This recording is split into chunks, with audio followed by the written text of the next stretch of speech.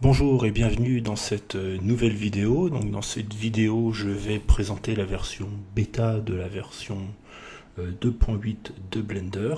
Donc c'est la version qui date du 5 juillet 2019. Donc c'est une des dernières versions. Maintenant, bon, il y a de nouvelles versions. Ils compilent tous les jours, je crois. Donc d'ici aujourd'hui, il y a déjà eu 3-4 versions peut-être. Mais bon, voilà, entre toutes les compilations, les forks, enfin voilà. Donc déjà ça va permettre, donc je découvre totalement, enfin non pas tout à fait totalement, j'ai testé un peu le Video Sequence Editor, mais voilà, c'est tout nouveau pour moi. Moi j'ai ma chaîne depuis 2010, je raconte un peu ma vie.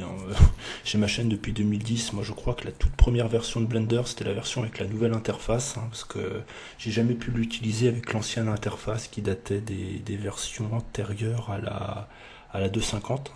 À partir de la 250, ça a entièrement été redéveloppé, Blender. Il y a eu les nouvelles versions, et là, à la version 2.8, toute l'interface change, et puis ce qu'on avait l'habitude change. Voilà.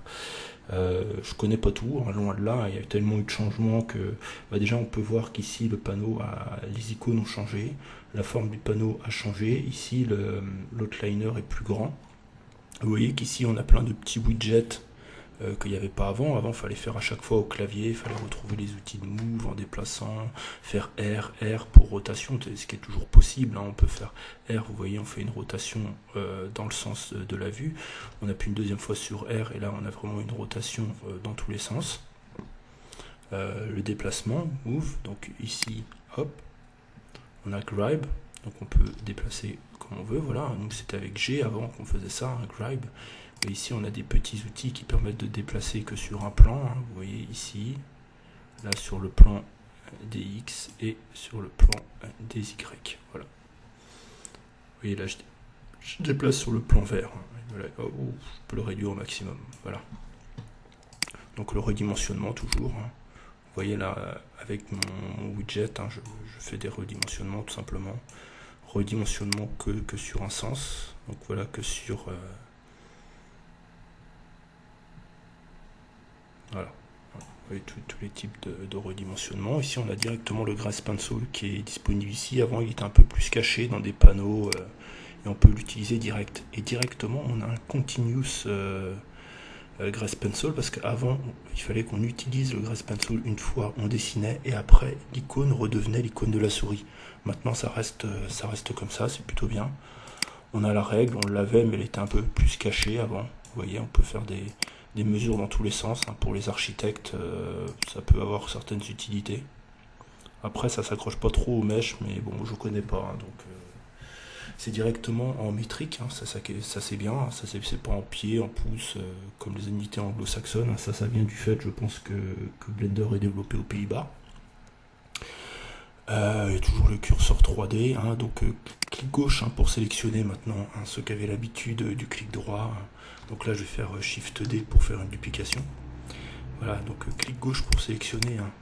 Je sais que si vous êtes un vieux de la vieille comme moi, vous aviez pris l'habitude du clic droit. Maintenant le clic droit c'est devenu le clic gauche. Voilà.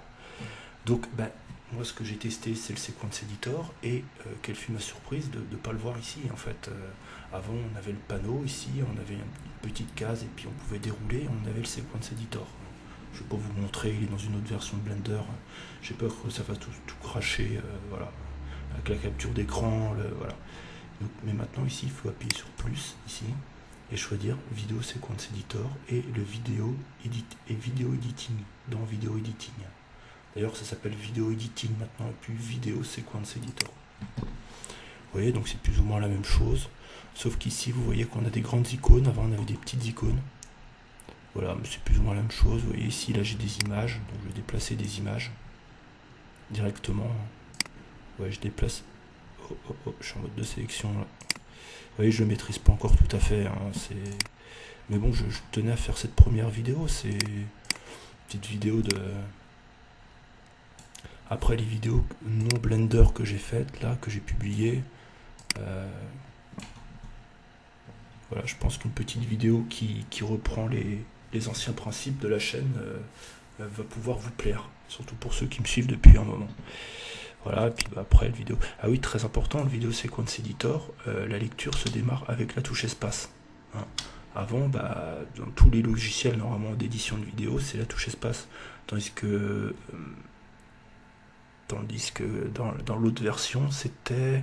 Ah, je me souviens plus, parce que ça fait longtemps que j'ai pas utilisé aussi, c'était Shift A, je crois, ou CTRL A. Voilà, et puis pareil pour déplacer le clic gauche. J'ai tellement pris l'habitude du clic gauche que j'ai utilisé l'ancienne version du Video Sequence Editor, enfin le Sequence Editor d'une ancienne version de Blender.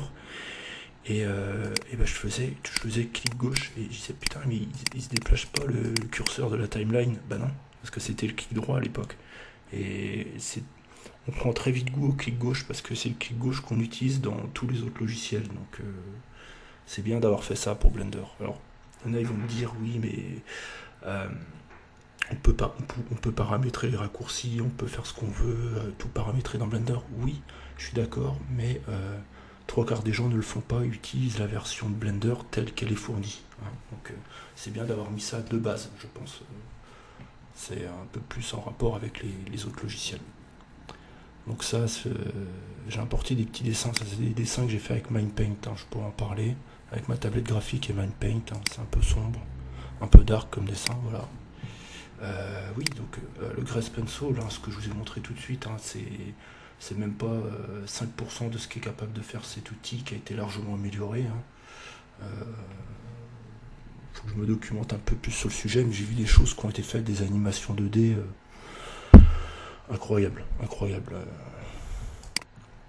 Donc voilà, là on peut ajouter du texte. Hein. Donc ici vous voyez add, je peux ajouter d'autres movie, du son, je peux ajouter des images, hein, toujours lorsque j'ajoute une vidéo. Alors, une vidéo, où j'ai des vidéos, j'ai des vidéos dans vidéo, je pense. Voilà, donc on va en insérer une petite vidéo de Kim Jong-ji, là, d'un dessinateur coréen fantastique. Donc on va déplacer aussi l'audio en même temps. Vous voyez ici qu'il y a, oh là, d'habitude il y a une bonne synchronisation entre les deux, mais là ça s'est pas fait. Je sais pas ce qui s'est passé, c'est peut-être parce que j'avais mis des images là. D'habitude il y a une bonne synchronisation entre l'image et le son. Ici c'est la bande, ça c'est la bande son et ça c'est l'image. D'habitude elles sont au même niveau, ça c'est le nombre de frames. D'habitude c'était une des nouveautés, normalement ça synchronise. Attendez, je vais essayer quelque chose. Ça a très bien marché 5-6 fois là, et puis forcément j'enregistre la vidéo et ça fonctionne pas. C'est souvent le cas. Hein. Donc on va recharger, on va essayer de recharger la vidéo, on va voir ce que ça donne. Non, ça ne fonctionne toujours pas. Bon. On va essayer avec une autre vidéo, hein. C'est peut-être parce que c'est un format MP4. Des fois, bon, c'est un peu bidouillatoire et c'est encore la version alpha. Hein. On va ouvrir un tutoriel AutoCAD que j'avais fait. Non, ça fonctionne toujours pas là. Ok, bon. Donc là, il faut changer les FPS. Hein, en fait, c'est par rapport au nombre de FPS de la vidéo. Vous voyez ici, on a 30 FPS et vous voyez ici ça. Mais avant, ça, enfin, c'est à 20 frames près. Hein. Je suis pas tout à fait à 30. Là, je suis peut-être à 29. Voilà, 29.97. Bon. Voilà, hein. Normalement ça devrait le faire, enfin j'avais d'autres vidéos, ça le faisait, c'est peut-être parce que c'est des captures d'écran, je sais pas. Bref, ça dépend peut-être du format, mais bon en tout cas en changeant le nombre de FPS, on revient. Donc ici il y a une synchronisation parfaite entre l'audio, entre la vidéo et l'audio. Hein. On peut le voir ici, là c'est la vidéo, parce qu'il y a le petit icône vidéo, l'audio, parce qu'il y a une petite note de musique. Le texte, enfin je vous parle de ce que j'aime bien. Hein. Hop, l'ajout de texte directement. Donc là on le voit pas, mais donc on va l'agrandir ici avec size. Et là on le voit déjà mieux. Et là je vais le changer de couleur tout simplement. Je vais le passer en bleu. Vous voyez là on le voit parfaitement. Vous voyez, alors qu'avant il fallait créer une scène, mettre un fond transparent pour pouvoir avoir ça. Maintenant on l'a directement. Donc c'est plutôt pas mal. Donc il y a tout, hein, modeling, sculpting, hein, je vais pas tout vous présenter, surtout que je maîtrise pas encore trop tout, hein, mais vous voyez ici on a le sculpting, on a Voilà, ce que je voulais vous faire, c'est un petit tour d'horizon, puis relancer un peu Blender sur la chaîne, hein, même si bon, je parlerai d'autre chose pour vous dire que je garderai quand même la base de Blender, hein, même si j'ai pas fait de tuto pour longtemps, depuis longtemps. Donc une vidéo qui va venir prochainement, c'est ma vidéo sur le Sequence Editor, hein, mais quand j'ai encore pas mal de tests à faire pour voir ça, je vais continuer des tutos là sur internet. Il faut que je lise des trucs, il faut que je mette des add-ons, j'ai envie de vous proposer une bonne vidéo, hein, contrairement à cette vidéo de découverte qui était un peu pour présenter les outils de base de Blender. Donc voilà, à très bientôt pour une prochaine vidéo, j'espère qu'elle vous aura plu. N'hésitez pas à me dire ce que vous en avez pensé en dessous de cette vidéo, à mettre un pouce vers le haut, vers le bas, voilà, et à me laisser un commentaire. À très bientôt pour une prochaine vidéo.